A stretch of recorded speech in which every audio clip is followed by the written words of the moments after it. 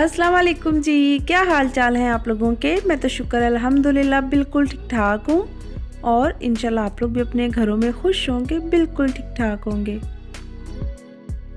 और अच्छा जी, यहाँ पे ना हम लोग इफ्तारी करने लगे हैं, तो मेरा रोज़ प्लान होता है कि मैंने बहुत कम चीज़ें बनानी है या मैंने सिर्फ़ खाना बनाना है और वही हमने खाना है। लेकिन बच्चे अब माशाल्लाह से बड़े हो रहे हैं, तो उनका दिल होता है कि 4 से 5 डिशें तो लाज़मी हों। तो फिर मैंने क्या किया, फ्राइज़ बना ली थी और चिकन पॉपर्स फ्राई कर लिए थे और समोसे और एक कचौरी और दही बल्ले मैंने बाज़ार से मंगवा लिए थे, ठीक है। तो हमने इफ्तारी कर ली थी और रमज़ान माशाल्लाह से कैसे तेज़ी से गुज़रता जा रहा है, पता ही नहीं चल रहा। तो मैंने सोचा कि मैं ना जो मेरे पास क्लिप पड़े हुए हैं ना, तो ये सारे ना मैं आप लोगों के साथ शेयर कर देती हूँ। अच्छा, ये उससे नेक्स्ट मॉर्निंग है और सुबह जैसे ही मैं उठी ना, तो मैं बच्चों को स्कूल छोड़ के आई।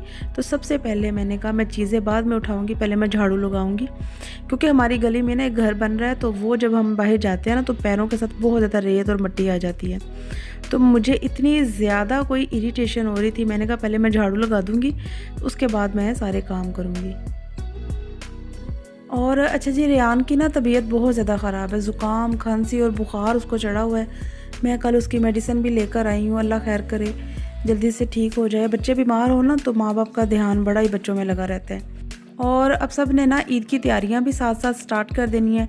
कल क्योंकि 15वां रोज़ा, जैसे ही 15 रोज़े गुज़रने हैं, तो सब ने सफाइयाँ और ईद की शॉपिंग और सारी घर की जो तैयारियां होती हैं ना, वो स्टार्ट कर देनी है।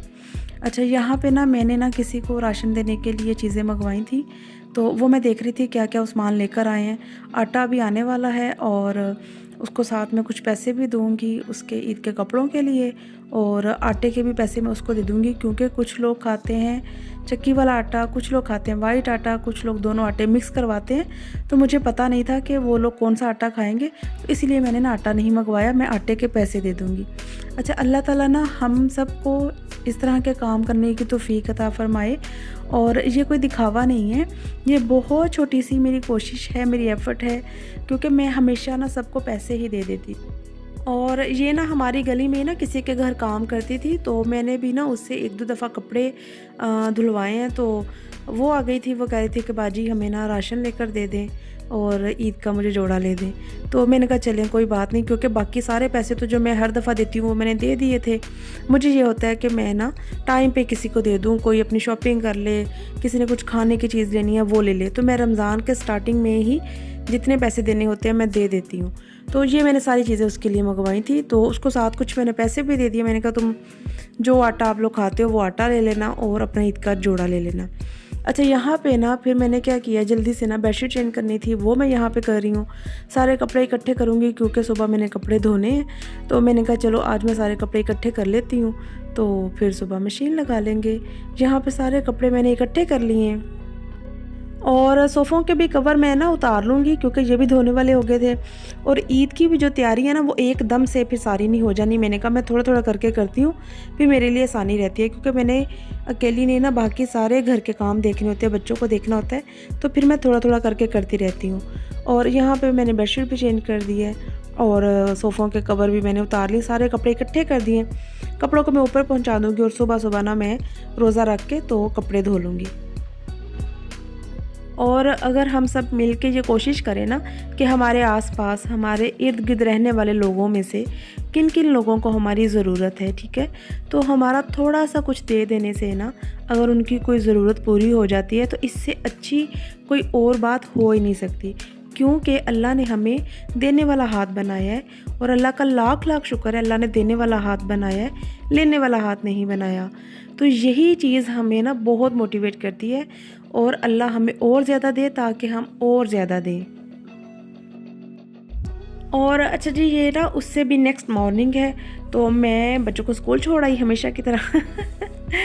तो यहाँ पे ना आते ही ना मैंने ना यखनी पुलाव बनाना स्टार्ट कर दिया। मैं आज बना रही हूँ मटन का यखनी पुलाव। मटन मैंने ना सुबह बच्चों को उठाने से पहले ही, जब सैरी की थी ना, तो फ्रीज़र से निकाल दिया था, ठीक है। और उसके बाद फिर ना ये खुल गया था, तो मैंने कहा चलो मैं ना सफाई करने से पहले पहले ना यखनी को रख देती हूँ, जब तक मेरी सफाई होगी तब तक यखनी रेडी हो जाएगी। तो मैंने क्या किया, सारा कुछ इसके अंदर डाल दिया, ठीक है, जैसे मैं बनाती हूँ। और दूध भी आ गया था, तो मैंने कहा चलो नादिया साथ दूध भी बॉयल कर लेते हैं। और जैसे ही मैंने यखनी रखी ना, तो मैंने कहा चलो मैं ना साथ चावलों को भी धो के तो रख देती हूँ, अच्छी तरह से चावल भीग जाएंगे तो ज़्यादा अच्छे बनते हैं। तो यहाँ पे चावल मैं भिगो रही हूँ, ठीक है।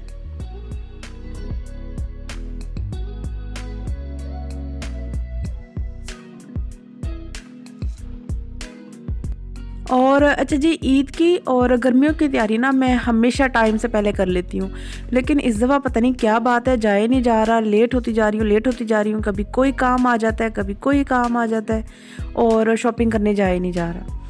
तो बस अब मैं ना रोज़ कोशिश करती हूँ, 2-3 दिन हो गए हैं, कभी कोई आ जाता है, कभी कहीं जाना पड़ जाता है, कभी घर के काम ख़त्म नहीं होते, तो बाज़ार जाया ही नहीं जा रहा।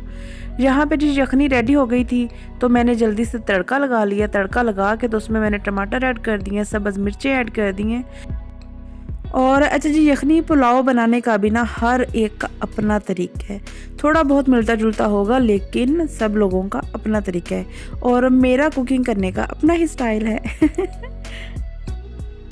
और अच्छा जी, मैं ना हमेशा अपने से जुड़े हुए रिश्तों की, अपने से जुड़े हुए जितने भी इंसान हमारे इर्द गिर्द होते हैं, मैं उनकी हमेशा बहुत कदर करती हूँ।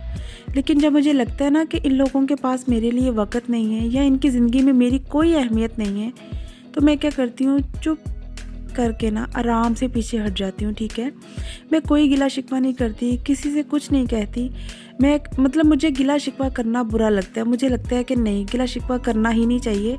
ठीक है, अगले से आप ज़बरदस्ती इज़्ज़त नहीं करवा सकते, ज़बरदस्ती प्यार नहीं करवा सकते, ज़बरदस्ती कोई आपको नहीं टाइम दे सकता, तो आपको चाहिए कि आप आराम से पीछे हट जाएं। लेकिन जब आप पीछे हटते हैं ना, तो अगला फ़ौरन ही शिकायत कर देता है, गिला कर देता है कि इस बंदे ने मुझे अहमियत नहीं दी, इस बंदे ने मुझे इज़्ज़त नहीं दी, टाइम नहीं दिया। तो भाई, हमने तुमसे गिला नहीं किया, शिकायत नहीं की, तो फिर तुम क्यों कर रहे हो, ठीक है। तो मैं फिर भी ये नहीं कहती कि मैंने तो ये नहीं किया था, मैंने तो ये नहीं कहा था, ठीक है। मैं फिर भी ये नहीं कहती, जब वो बंदा मेरे से गिला करता है ना, मैं फिर भी ये नहीं कहती, मैं चुप करके मुस्कुरा के तो एक साइड पे हो जाती हूँ, क्योंकि मुझे तब तक समझ आ चुकी होती है। मेरे जो एक क्या उसको कहते हैं, गुज़रना होता है ना, जिस स्टेज से मैं उस स्टेज से गुज़र चुकी होती हूँ। फिर मेरे लिए कोई भी बात किसी की भी हो, अहमियत रखती नहीं है, ठीक है। और यही असूल अगर सब लोग अपनी ज़िंदगी में ऐड कर लेना, तो मुझे लगता है ज़िंदगी बहुत आसान हो जाती है। अच्छा जी, यहाँ पे ना इफ्तारी तैयार हो गई थी।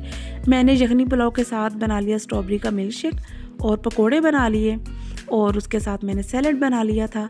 तो बस यहीं तक था मेरा छोटा सा व्लॉग। अच्छा लगे तो ज़रूर बताइएगा। अब ना हम लोग इफ्तारी करने लगे हैं। आप लोग अपना ख्याल रखिएगा। अल्लाह हाफिज़ जी।